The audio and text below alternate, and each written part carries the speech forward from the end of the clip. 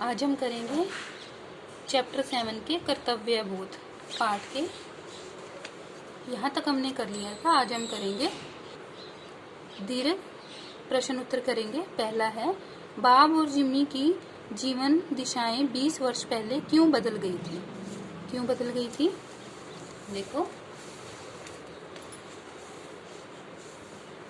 Bob ने अपनी किस्मत आजमाने के लिए दक्षिण में जाने का फैसला कर लिया था और जिमी ने न्यूयॉर्क में ही रहना उचित समझा था। स्थान परिवर्तन और जीविकोपार्जन के कारण वे दोनों बिछड़ गए। परिस्थितिवश उन्हें अलग होना पड़ा। 20 वर्ष पहले दोनों की जीवन दिशाएं बदल गई थी। दोनों अलग अलग जगह पर चले गए थे। आगे देखो, क्या अलग होने से पहले दोनों मित्रों ने क्या फैसला किया था? अलग होने से पहले दोनों मित्रों ने फैसला किया था कि वह दोनों दुनिया के किसी भी कोने में रहें, परंतु 20 साल बाद जिस स्थान तथा समय पर वे अलग हो रहे हैं, उसी समय और स्थान पर 20 वर्ष पश्चात वे एक दूसरे से अवश्य मिलेंगे। मतलब उसी जगह पर वो 20 साल बाद जरूर मिलेंगे। है आगंतुक ने दुकान के द्वार पर खड़े व्यक्ति से क्या कहा? क्या कहा? आगंतुक अपने 20 वर्ष पूर्व बिछड़े मित्र से मिलने आया था। जब उसने देखा कि वर्षा में भी एक व्यक्ति वहां डटे हुए खड़ा है, तो उसे लगा कि वह उसका मित्र ही होगा। अतः उसने दुकान के द्वार पर खड़े व्यक्ति से कहा, क्या तुम बॉब हो? मतलब उसने पूछा था, क्या तुम ही बॉब हो? आगे देखो, लेकिन 20 साल में एक अच्छे आदमी को बुरा आदमी बनने का सामर्थ्य तो है। पहला है, यह वाक्य किसने किस संदर्भ में कहा था? बुरा आदमी शब्दों का प्रयोग किसके लिए किया गया है और क्यों? पहले हम इसका करेंगे, यह वाक्य किसने किस संदर्भ में कहा था। देखो, यह वाक्य आगंतुक ने तब कहा जब बॉब ने कहा कि 20 साल में एक आदमी की नाक नहीं बदल सकती।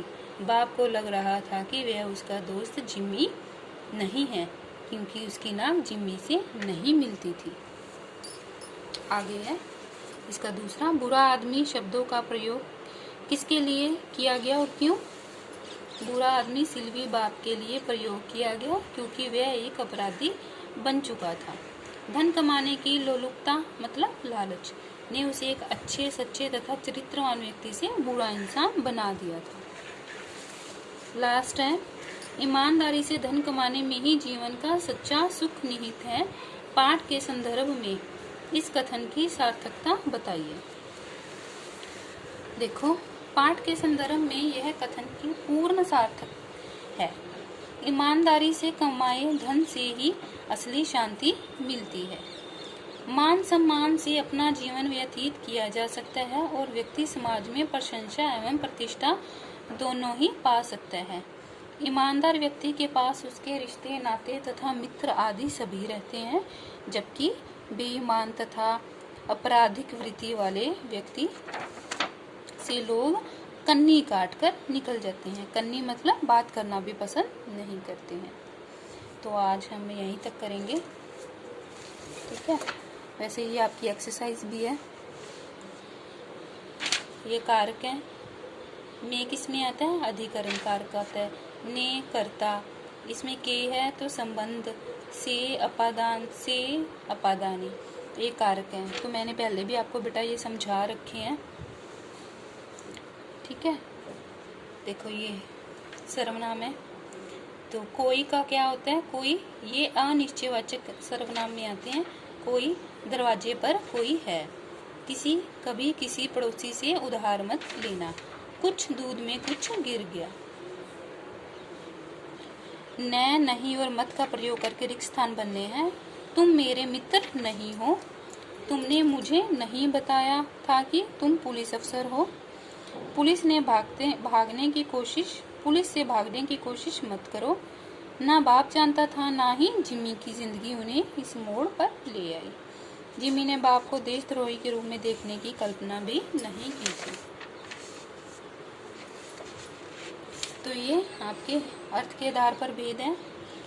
सुनसान सड़क पर सिपाही मसूदी क्या आएगा? विधानवाचक वाक्य। उस सड़क पर अधिक लोग नहीं थे।